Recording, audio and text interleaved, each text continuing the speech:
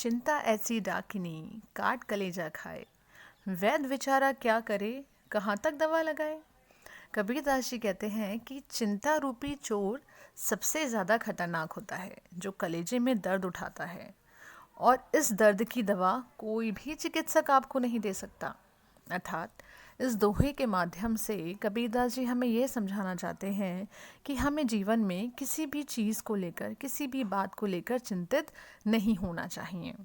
ज़्यादा चिंता करने की जगह हमें उस समस्या का समाधान ढूंढना चाहिए, क्योंकि चिंता करने से हमें किसी भी परेशानी का समाधान कभी नहीं मिलता। दोस्त पराए देख करी, चला हसंत हसंत, अपने याद न आवई, जिनका आदि न अंत। कबीरदास जी कहते हैं कि यह मनुष्य का स्वभाव है कि जब वह दूसरों के दोष देखकर हंसता है, तब उसे अपने दोष याद नहीं आते, जिनका ना आदि है ना अंत। लोग दूसरों में तमाम कमियां, गलतियां निकाल देते हैं, उन पर हंसते हैं, उनका मजाक उड़ाते हैं, लेकिन अपने अंदर कोई झांक कर नहीं देखता। दूसरों में कमियां, गलतियां निकालने से पहले एक बार अपने अंदर भी झांक कर देख लेना चाहिए, कहीं वो कमियां आपके अंदर भी तो नहीं है।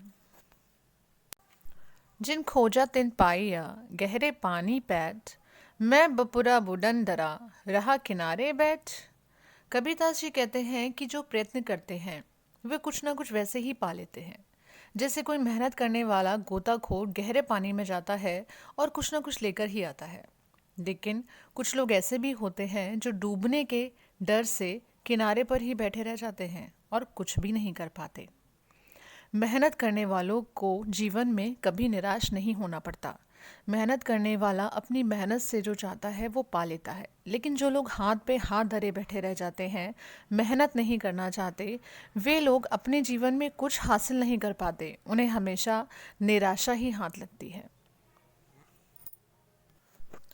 जग में बैरी कोई नहीं, जो मन शीतल होए, यह आपा तो डाल दे, दया करे सब कोई। कबीरदास जी कहते हैं कि हमारा मन शीतल है तो इस संसार में हमारा कोई बैरी नहीं हो सकता। अगर अहंकार छोड़ दें तो हर कोई हम पर दया करने को तैयार हो जाता है। हमारे ज़्यादातर रिश्ते हमारे अहंकार के कारण टूट जाते हैं। हमारा व्यवहार ही हमारा व्यक्तित्व होता है। हम दूसरे लोगों के साथ जिस तरह से पेश आते हैं, दूसरे भी हमारे साथ उसी तरीके से पेश आते हैं। अगर हम दूसरों से प्रेम से, खुशी से, मुस्कुराहट से पेश आएंगे तो दूसरे लोग भी हमसे ऐसे ही पेश आएंगे। और अगर हम किसी से जलन, ईर्ष्या, दुश्मनी रखेंगे या किसी के साथ बुरा बर्ताव करेंगे तो दूसरे इंसान भी हमारे साथ ऐसा ही व्यवहार करेंगे। पोथी पढ़ पढ़ जग मुआ, पंडित भया न कोय, ढाई आखर प्रेम के, पढ़ा सुपंडित होए। कबीरदास जी कहते हैं कि किताबें पढ़कर दुनिया में कोई भी ज्ञानी नहीं बना है, बल्कि जो प्रेम को जान पाया है वही दुनिया का सबसे बड़ा ज्ञानी है। इसलिए किताबें पढ़ने के साथ साथ हमारे अंदर व्यवहारिक ज्ञान भी होना बहुत ज़रूरी है। हमें किसी से भी ईर्ष्या, जलन, नफरत नहीं करनी चाहिए, सबसे प्रेम से पेश आना चाहिए। साईं इतना दीजिए, जामे कुटुंब समाए, मैं भी भूखा ना रहूं, साधु न भूखा जाए।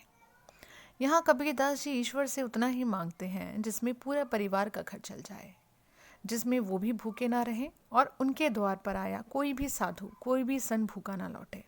दोस्तों, आजकल हर इंसान दुनिया की हर एक चीज़ को पाना चाहता है, दुनिया की हर सुख सुविधा, हर एक वस्तु को अपने पास रखना चाहता है, और इन सब चीज़ों को पाने की चाहत में वो कभी कभी गलत काम करता है, गलत रास्ते पर चल पड़ता है, जो आगे जाकर उसके दुखों का कारण बनते हैं।